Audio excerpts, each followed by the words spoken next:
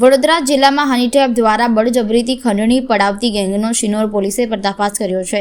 મળતી માહિતી મુજબ ફેસબુક પરથી મિત્રતા કરાયેલા યુવકને ગેંગ દ્વારા માલસર નજીક બોલાવવામાં આવ્યો હતો। ત્યારબાદ ગેંગના સભ્યોએ પોતાની પોલીસ તરીકેની ઓળખ આપી યુવકનું અપહરણ કર્યું હતું। આરોપીઓએ પીડિતને ડ્રગ્સના કેસમાં ફસાવી દેવાની ધમકી આપી ₹9 લાખની ખંડણી માંગી હતી। ધમકીના કારણે યુવકે અંતે ₹7 લાખ આપવા મજબૂર બન્યો હતો। ઘટનાની ફરિયાદ બાદ શિનોર પોલીસ તાત્કાલિક હરકતમાં આવી હતી। પોલીસે મુખ્ય આરોપી હાર્દિક ઉર્ફે લાલો શેઠને ઝડપી પાડ્યો છે તેમજ તેની પાસેથી ₹3 લાખ રોકડ રિકવર પણ કરવામાં આવ્યા છે। આ કેસમાં પિંકી પટેલ સહિતના 4 આરોપીઓ હજુ સુધી ફરાર છે અને તેમની શોધખોળ ઝડપી ગતિએ ચાલુ છે। થોડાક દિવસ અગાઉ વડોદરા ગ્રામ્ય જિલ્લાના શિનોર પોલીસ સ્ટેશનની અંદર એક ખંડણી અને ઇમ્પર્સોનેશનનું એક FIR રજીસ્ટર કરવામાં આવી હતી।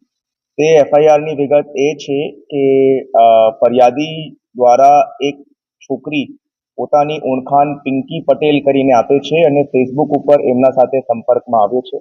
ફેસબુક ઉપર સંપર્કમાં આવ્યા થોડાક દિવસ પછી એ એમનાથી વોટ્સએપ ઉપર ભેગા મળવા માટેનું આગ્રહ રાખે છે, જેનાથી 2 ડિસેમ્બર 2025ના રોજ આ પિંકી પટેલ નામની ઇસ્મ દ્વારા આ ફરિયાદી દ્વારા મળવા માટે વડોદરા આવે છે અને ડુમાડ ચોકડીથી એ લોકો મોપેડ ઉપર મલસાર ખાતે ફરવા માટે જાય છે અને પરત આવીને શિનોરની અંદર એક ગરનાના ઉપર બેસેલા હોય છે।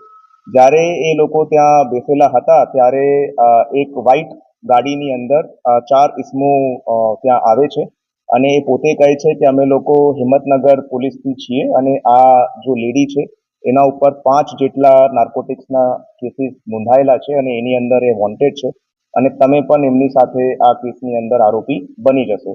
આ લઈને આ ફરિયાદીનો આ લોકો પોતાની ગાડીની અંદર કિડનેપ કરીને બેસાડી દે છે અને ત્યાં બેસાડ્યા પછી એમને એ કેસનો નિકાલ કરવા માટે ₹9 લાખ માંગણી કરે છે અને ફાઇનલી ₹7 લાખની અંદર એ લોકો અગ્રી થાય છે।